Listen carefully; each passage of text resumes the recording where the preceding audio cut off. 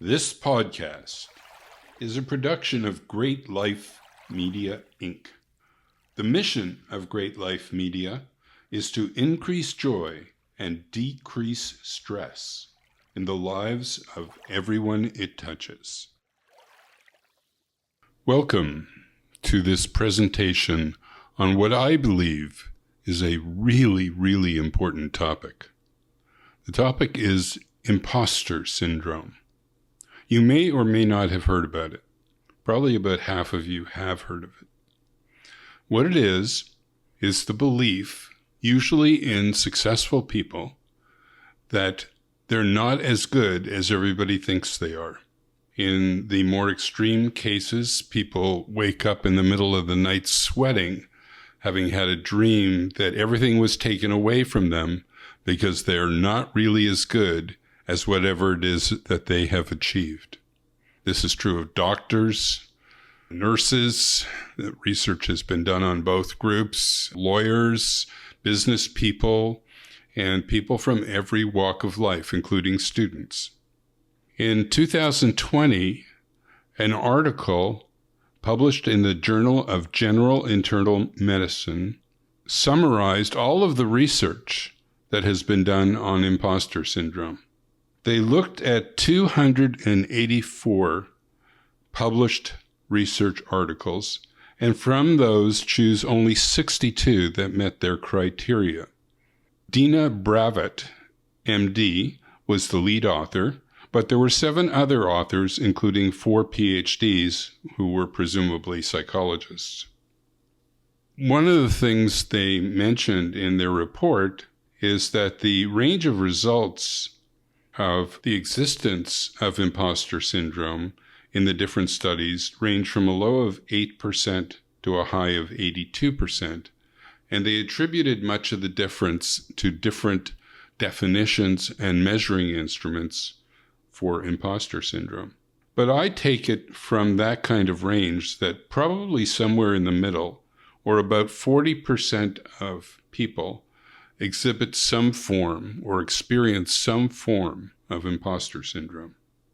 Imposter syndrome was first discovered or identified by 2 psychologists, Clance and Imes, in 1978. In 1985, Imes published a book on the subject, which really got the topic a great deal of attention and has continued to get attention to this day. As I'm telling you about all this dry technical stuff, I want to assure you that I'm about to relate to you 3 recent experiences in my life where I met people who have been showing or talking about their own imposter syndrome. All 3 people, I must tell you, totally surprised me when they talked about it. And I therefore suggest to you that while you may or may not be experiencing imposter syndrome, there's going to be a lot of people around you who just exhibit stress or other things, but actually the core of their stress may very well be imposter syndrome. So let me get to the 3 examples that have occurred in my life recently. About a year ago, I was working on a project with a very talented woman. She's a great speaker. She's happily married, has 2 wonderful children and some dogs as well, I think. She quit her job and started a business about 4 years ago, and the business is booming. She's hired several people, trained them, and they're all being very successful. So she's got everything going for her. So one day when we were working together, she asked me what I was reading about or working on, and I mentioned to her I'd discovered this topic of imposter syndrome. And she said to me, that's me. I'm constantly terrified that people are going to find out I'm not as good as I seem to be. I got to tell you, I was really surprised. More recently, a couple of weeks ago, my granddaughter had drawn a picture in charcoal of Robin Williams, and that picture has appeared in the invitation to attend this presentation. In my opinion, the drawing is magnificent. I had it framed with her acceptance and put up on a wall in my apartment. I invited my daughter to bring my granddaughter over to see how the picture looked on the wall. And she didn't say much. So I asked my daughter the next day what was my granddaughter's reaction to seeing her lovely drawing up on the wall. And my daughter said, well, she hated it. She felt that it just wasn't her best work. You see, my granddaughter suffers from imposter syndrome. She believes that people will one day find out she's not as good an artist as everybody thinks she is. And quite frankly, she's brilliant. And I'm not saying that because she's my granddaughter. I would say this is somebody else had drawn that drawing. Then very recently, I was at a meetup dinner and I was seated at a table and I was seated at the end of the table. And about 10 minutes later, 2 women came in and there was nowhere else for them to sit. So one of them sat to my left at the very end of the table. I was at the end of a long piece of the table. She sat at the very end of the table. And the other one sat across from me. Well, the one at the very end of the table was a stunningly beautiful woman. I mean, a 9.5 or 9.9 out of 10. And we got talking, and we talked for a couple of hours.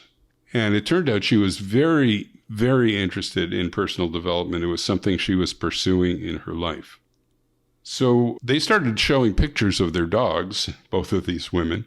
I didn't have any pictures of dogs, so I showed them my granddaughter's picture, and I talked about how she was experiencing this imposter syndrome. Well, this stunningly beautiful woman said, "That's me. I feel like an imposter. I feel like people just see the outside of me and like what they see, but they don't know anything about me, about who I am. I'm not even sure who I am." So you see, imposter syndrome really is everywhere. People aren't going to openly talk about it, but very often when you see somebody who's stressed out, you're actually seeing somebody who is suffering from imposter syndrome. This insecurity, this I am not good enough, actually becomes what's been identified as imposter syndrome.